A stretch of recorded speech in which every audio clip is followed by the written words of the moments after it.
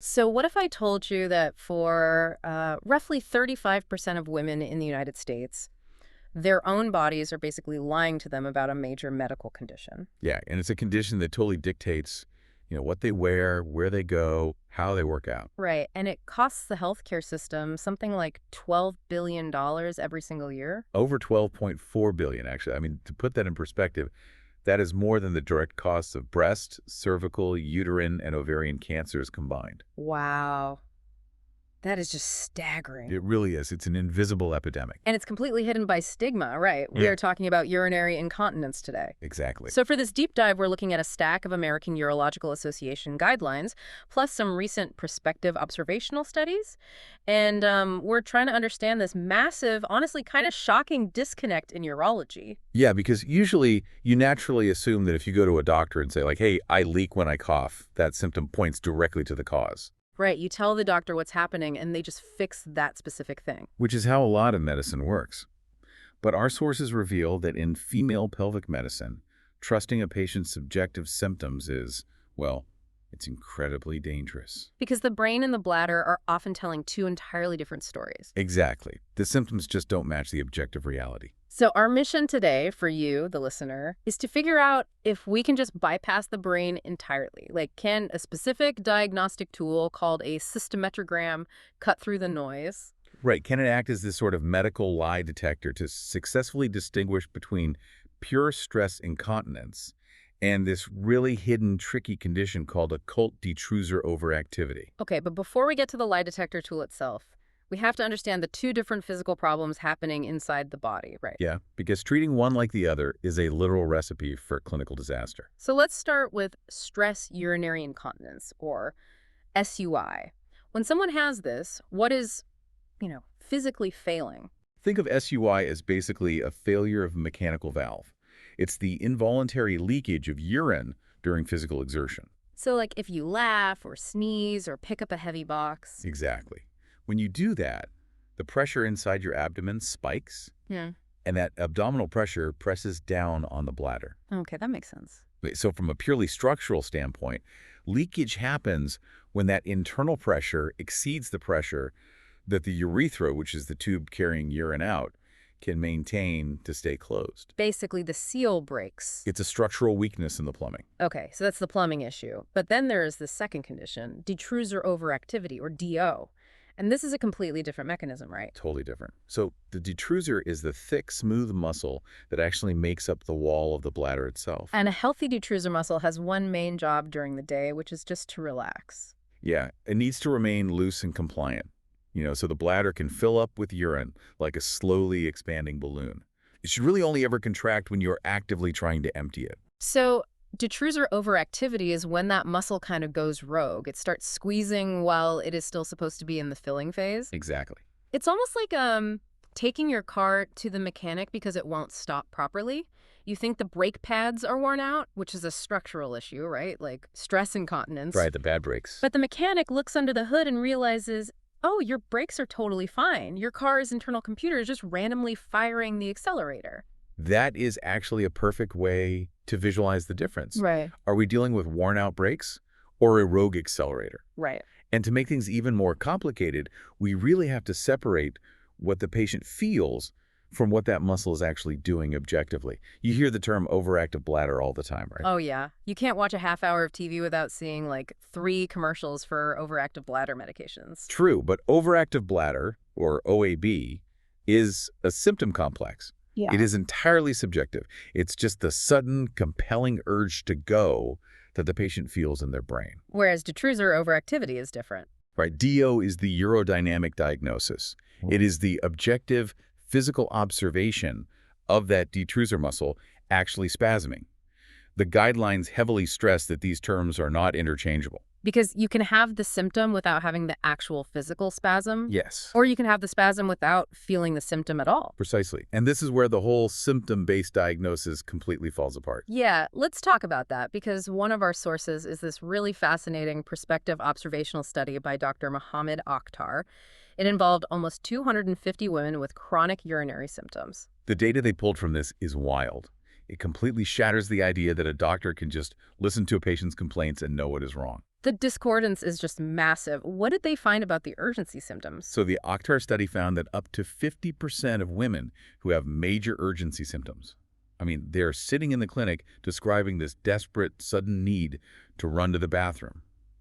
They do not actually show any detrusor muscle spasms on objective tests. Half of them. Yeah, half.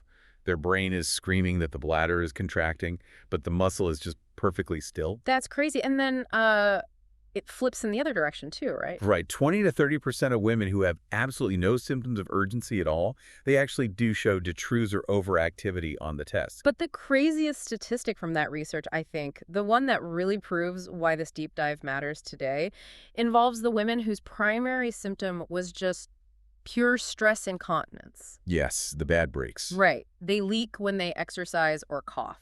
That is it. No complaints of sudden urges at all. But when the researchers actually looked inside their bladders, 34.4% of those women had hidden or occult detrusor overactivity. Over a third. Over a third of them had a spasming bladder muscle, but their brain simply wasn't registering it as an urge to go. Which means, if a doctor just listens to the patient's history, they are going to get the diagnosis completely wrong a third of the time in those specific cases. Because they just assume it's the brakes failing. Exactly. You just cannot rely on a clinical interview here. You need an objective tool to see what the mechanics are actually doing. So if we can't trust what the patient is telling us, how on earth do doctors actually see what is happening inside that muscle? Well, that brings us to the cystometrogram, or the CMG. One of the medical texts literally calls it the reflex hammer of the lower urinary tract. It's basically a foundational urodynamic test, right? It measures the relationship between pressure and volume inside the bladder as it fills. Yeah, exactly. So walk us through what that actually looks like for the patient. Like, what are they physically inserting to measure this? Right, so the clinician places a very small, specialized catheter into the urethra and up into the bladder. And they use this catheter to slowly fill the bladder with fluid while a sensor on the catheter simultaneously measures the internal pressure. The goal is to see if the bladder has normal compliance. Like, can it accommodate more and more fluid without the internal pressure rising? And importantly, the doctor is watching the monitor for any sudden spikes in pressure that indicate the muscle is involuntarily contracting. Now, I noticed the sources specify using a liquid like sterile water, saline, or even a radiographic contrast fluid rather than a gas like carbon dioxide. Why does the medium matter so much? Because liquid actually mimics urine, it provides a much more accurate physiological representation of how the bladder behaves in real life. Yeah, that makes sense. Yeah, carbon dioxide gas compresses differently under pressure, and it can actually irritate the bladder lining. That irritation might trigger artificial spasms that wouldn't normally happen at all. Okay, so we're filling the bladder with liquid and watching a pressure gauge. But why does the American Urological Association insist on a multi-channel cystometrogram instead of just a simple single-channel one? I mean, if the sensor's already inside the bladder, why all the complex subtraction math? Because the bladder doesn't exist in a vacuum. It sits inside your abdomen, surrounded by other organs and muscles. Right. So imagine you are the patient on the table, and you simply laugh, or you cough, or even just shift your weight. Your abdominal muscles tighten. That creates a massive spike in overall abdominal pressure, which physically squishes down on the outside of the bladder. Oh, I see. So if you only have one sensor inside the bladder, the single channel is just going to register a huge spike in pressure when you cough. Yes, that single measurement is called vesical pressure. But that spike isn't the bladder muscle spasming. It is just the bladder getting squished from the outside by your abs. So a single channel test is just full of noise. Completely. It might make a doctor think you have severe detrusor overactivity, when really you just adjusted your posture on the table. Okay, so how does the multi-channel setup actually solve that? By adding a second point of measurement.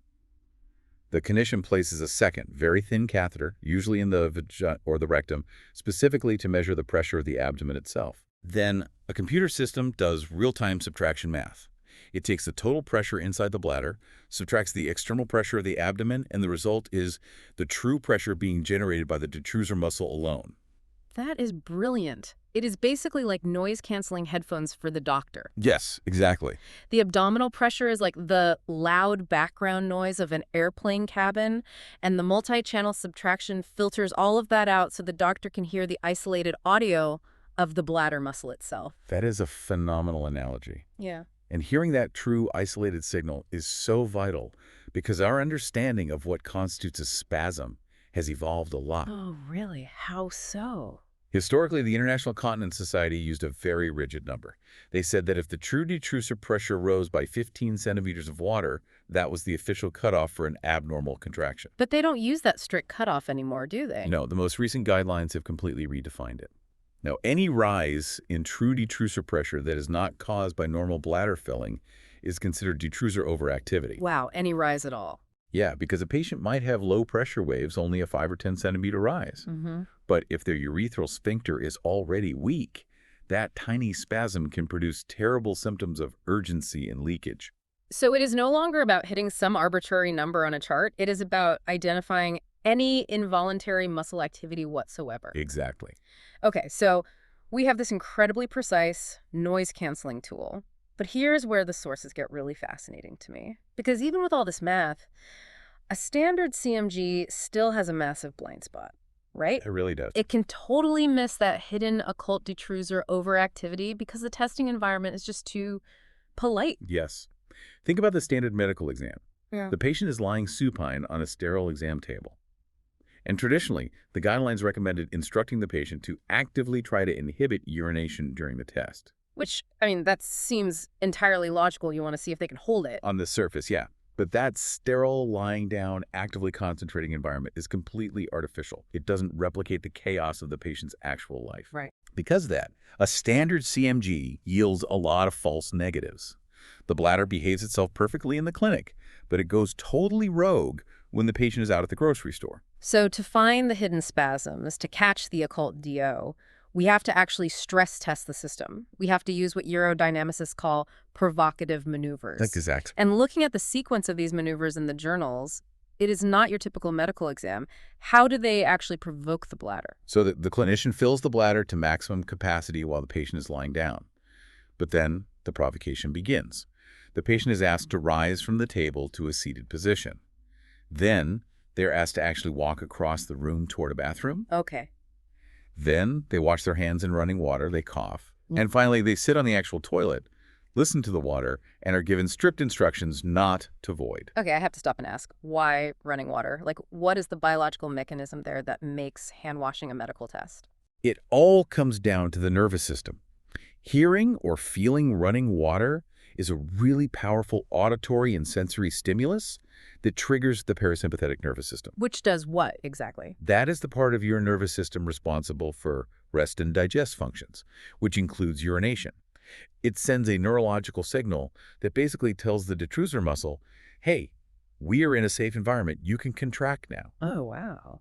So by using running water, we are intentionally trying to trigger that parasympathetic reflex to see if the patient's brain can successfully override it. But are we risking false positives here, though? Yeah. I mean, if you fill someone's bladder to the absolute brim, make them listen to running water, sit them on a toilet and say, don't go, isn't anyone's bladder going to spasm under that kind of intense psychological warfare? It's a very fair concern, and researchers have studied this. Oh, yeah. If you monitor a completely healthy volunteer for an incredibly long time under stress, you might eventually see a spontaneous contraction. However, theoretically, a healthy, normal bladder possesses the power of accommodation, meaning a normal neurological system should be able to suppress that parasympathetic voiding reflex, even at maximum capacity, regardless of the sound of running water. So the goal of these maneuvers isn't to torture the patient, it is to force the pathology out of hiding. Exactly. You have to replicate the exact real-world triggers that cause the patient misery, because a sterile exam table simply can't do it. And the data completely backs up this approach. Oh, totally. In one of the studies we reviewed, the detection rate of detrusor overactivity was only 48% using standard polite methods. Okay. But when they changed the instructions and simply told patients not to actively inhibit urination during the exam, just let whatever happens happen naturally, the detection rate jumped to 64%. Wow, that is a massive jump in diagnostic accuracy just by removing the instruction to hold it in. It really is. So we have successfully caught the rogue accelerator. We've used our provoked multi-channel CMG to find the hidden spasms, but we need to translate this to the real world. Why does this distinction between structural leaks and muscle spasms matter so much for the patient sitting in the doctor's office? It matters because getting this diagnosis wrong changes absolutely everything about their treatment plan and potentially their whole quality of life. Let's go back to stress urinary incontinence, the structural problem. How do we typically fix a failing anatomical valve? Well, usually with surgery, right? Mostly, yes. Surgeons use procedures like a pubovaginal sling or a tension-free vaginal tape, known as a PVT. These are physical supportive meshes. Like a hammock. Exactly. The surgeon places them under the urethra like a small hammock. When the patient coughs and their abdominal pressure spikes, that sling physically presses against the urethra, kinking it shut so urine can't escape. It is a brilliant structural fix for a structural problem. But imagine a woman goes into that surgery. She complained of leaking when she coughs, so the doctor assumes it's just stress incontinence. But remember that Oktar study, over a third of those women actually have occult detrusor overactivity. Yes. They have mixed urinary incontinence. The valve is weak, but the muscle is also spasming. If she gets the sling surgery, what happens? The surgical outcomes drop drastically. Investigations have repeatedly shown that the success rate for stress incontinence surgery is significantly higher in women without detrusor overactivity. So bringing back the car analogy, if the mechanic installs brand new brake pads, fixing the structural plumbing issue, but the car's computer is still randomly firing the accelerator at maximum power, you haven't actually fixed the car. No, you haven't. The patient wakes up from a painful surgery, recovers, and finds that they are still urgently leaking because their detrusor muscle is still firing on its own. Which is just a devastating outcome for a patient who thought they were getting a cure.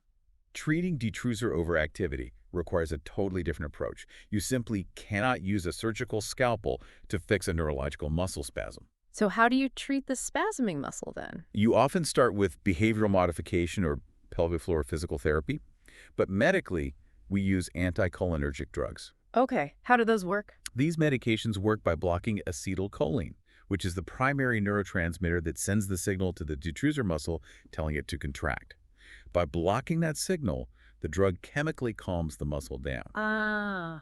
Finding that occult DO beforehand means the patient might avoid an invasive surgery entirely and just take a medication. Or, at the very least, it manages their expectations about what the surgery will actually accomplish. Right. Now, the cystometrogram is also crucial for understanding the extreme structural cases too, right? The sources spend some time on something called intrinsic sphincter deficiency. Yes, ISD. This is a really severe, debilitating form of stress incontinence. It is not just that the urethra needs a little support when the patient coughs, it is that the urethral sphincter itself is profoundly weak and almost completely lacks muscle tone. So the valve is basically totally open. Pretty much, even the slightest movement, like just standing up from a chair, causes leakage. And the CMG can identify that level of severity. Specifically during the pressure flow part of this study. Yeah. Clinicians look for the Valsalva leak point pressure, or VLPP. They ask the patient to bear down like they're doing an abdominal crunch to manually increase their abdominal pressure. Okay. If urine leaks out at a very low pressure, specifically under 60 centimeters of water, it strongly indicates severe intrinsic sphincter deficiency. But if they are already getting surgery for stress incontinence, why does knowing the exact severity even matter? Because it completely changes the geometry of the surgery. Yeah. Well, yeah. If a woman has severe ISD, a standard approach like a transobturator sling, which goes side to side through the groin, it often doesn't provide enough compression, leading to poorer success rates. Okay, so what do they do instead? The surgeon needs to know this beforehand so they can choose a different approach, like a retropubic TVT. That approach pulls the hammock up behind the pubic bone, creating a much sharper, tighter angle of support for that severely weakened valve. Oh. The objective data from the CMG dictates the literal angle in the surgeon's hands in the operating room. That is just incredible. We have covered a lot of ground today. Let's pull all of these threads together and answer the core question of our mission. Can a cystometrogram act as a lie detector to successfully distinguish between pure stress incontinence and occult detrusor overactivity? The answer is an absolute yes, but, with strict caveats. Yeah. It cannot be a simple, single-channel test where the patient just lies quietly on a table. Right. It has to look past the patient's verbal history because, as we've learned, our symptoms can be entirely disconnected from reality. It has to utilize multi-channel subtracted pressure to filter out the abdominal noise and find the true muscle signal. Yep. And crucially, it has to use those provocative maneuvers, walking, hand washing, listening to running water, to trigger the parasympathetic nervous system and reveal what the bladder is actually hiding. When performed properly, Yeah. following good urodynamic practices, it is an indispensable tool. It prevents doctors from operating on muscle spasms and ensures that the right structural problems get the exact right structural fixes. It basically replaces guesswork with objective data. It really does. Which brings us back to where we started, We crave the certainty of a broken bone on an X-ray. And while a multi-channel provoked CMG is infinitely more complex than a simple X-ray, it serves the exact same purpose, exposing the objective physical reality beneath the surface. It is a great reminder of how complex our internal wiring really is. It really is. And that leaves us with a final thought for you to ponder today. If our subjective experience of something as primal, simple, and everyday as needing to use the bathroom can be completely factually disconnected from the objective mechanical reality of our own organs, how much of our other medical diagnoses, or even our daily physical sensations, how much of what you feel every day is just based on a story your brain is telling you rather than what your body is actually doing? Keep questioning the surface level of your health. There is always more to the story.